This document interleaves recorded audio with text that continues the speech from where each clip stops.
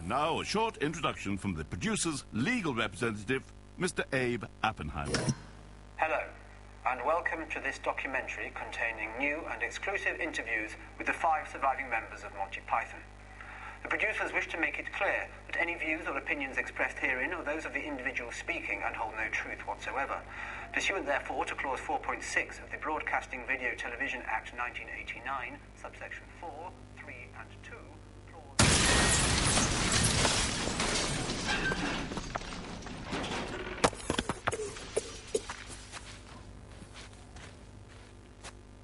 Subject to Clause 4.123, no viewer or watcher may copy, repeat, impersonate, mime, either contextually or non-contextually, any material whatsoever in any public place, such as a street, pub, club, hotel, room, Baptist church.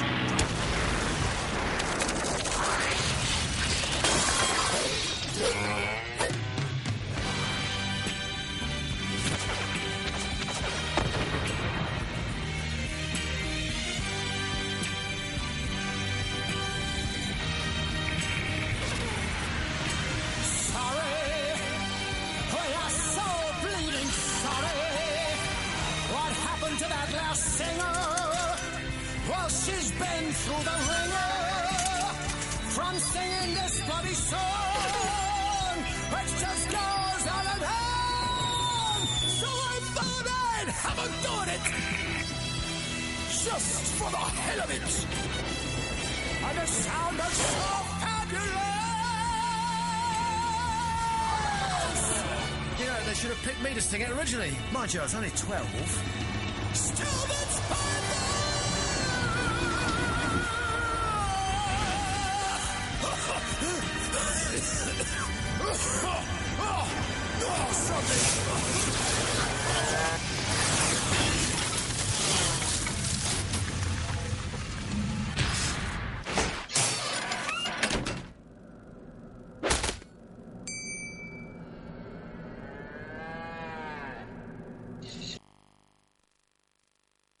I had the occasion to complain about very bad service being given by a hooker that we'd engaged for the evening. And this is in the bad old days. And I only ever did it once, and I could not repeat the experience because it was so funny. And when I'd never been to Germany before in my life, and we went to Hamburg, and one of the road crew said, "Oh, we've all got to go down." This is pre-AIDS, it's like 1982 or something. He goes, "We've all got to go down to an Eros centre." I said, "What's an Eros centre?" "Oh, it's great. There's all these birds, and for cheap, I went, "Oh well." God, hits count, right? Let's go. Let's try this experience then. So we're down the Reaper Barn in Hamburg. And I'm sure enough, there's this underground car park full of flashing lights and things like that, and all these girls. So we went upstairs with these 2 girls and started negotiating about money, because we didn't have a lot of money and we didn't have any credit cards. You have credit cards? No, we just got some Deutschmarks. So we said how much it was for whatever they're going to do to us, and I said, "Oh, well, how long do we get then?" "Well, it's 20 minutes. I went, well, suppose we can manage it again in 20 minutes. We are young chaps after all. I said, is that all in the same price? What does this cost extra? Well, why? I said, because surely, if you're doing a really good job on us, right, then we should be utterly unable to move after, 5 or 10 minutes, and therefore we should be lying on our backs going, God, I wish I could do it again, but, that was such a great shag for 17 quid or whatever it was back in those days, inflation being, that we really shouldn't have to pay extra. They were like, "Oh, no, this costs far more." I said, no, listen, I'm doing you a favour here. What you could do is I'm going to save you time, save you money, save you effort. I'm prepared to gamble a bit more money here, and if we should be able to sort of, get our willies working again, we have the power, then you can earn 50% more money within the same 20-minute time frame. This is starting to sound like a Python sketch, isn't it? Charity, yes, what's that then? Charity, yes, giving us. So I give you money and then you... So, anyway, these girls, Dizzy's sort of like, shouldn't we just go and shake them? I said, shush, Dizzy, this is getting interesting. So we continued this discussion, and then finally the girl said, so the time is up. What? What do you mean the time's up? She goes, 20 minutes fucking, 20 minutes talking, it is all the same. I said, that's disgraceful. I said, that's not part of your terms and conditions. I said, I think we just... Blah, blah, blah, blah. And they went, oh, very well, get on the bed. So we got on the bed, and they sort of put little rubber hats on us, started sort of like doing things with their hands.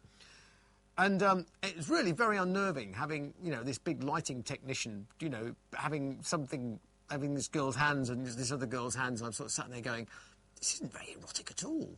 And I could do this much better in the privilege of my own bedroom.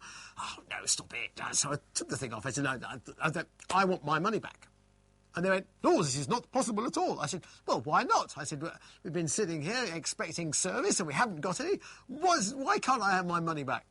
He goes, no, this is not possible. And there was a very large man outside who looked like he was going to be the reason why it was not possible. So we went out into the cold, and Dizzy went, I told you we should have just fucked them. And I said, Dizzy, prostitution in this country is legal, isn't it? He goes, yeah. I said, there's a police station. I said, we've been ripped off. So I walked into the police station and I said, I wish to register a complaint. And the guy said, yes? I went, well, we've just been over the road with two girls and, yes, and, what did you get? I'm sorry? What did you get? Fuck, blowjob, handjob, suck, what did you get? Oh, two, handjobs. Hand, yes. How much did you pay? I said, well, we paid, about, 100 marks. For 100 marks, you paid for 2 handjobs? Show me these girls. On went the hat, into the BMW, blue light flashing, and Dizzy like, look at you. Oh. So we go down to the Eros Centre, and of course there's all these girls and all these ultraviolet lights and everything else like that. And there was no chance whatsoever of identifying these girls until Dizzy goes, there they are. I went, oh my God, they are. So the policeman goes, come with me. Takes them upstairs, takes their names and IDs and everything else, checks their health certificate and all the rest of it, and goes, would you like to make an official complaint and come back to Hamburg and you can have your money back? And I went, perhaps not. We'll walk home in the rain. So we walked home in the rain, and from that day to this, I have never, ever been tempted to pay for any sexual services from anybody ever, because I can't possibly top that experience. And that's why the words of Python will always come in useful. Arrested in Russia, wherever it is, you know, about to be eaten in a pot somewhere by cannibals, stop, I wish to register a complaint.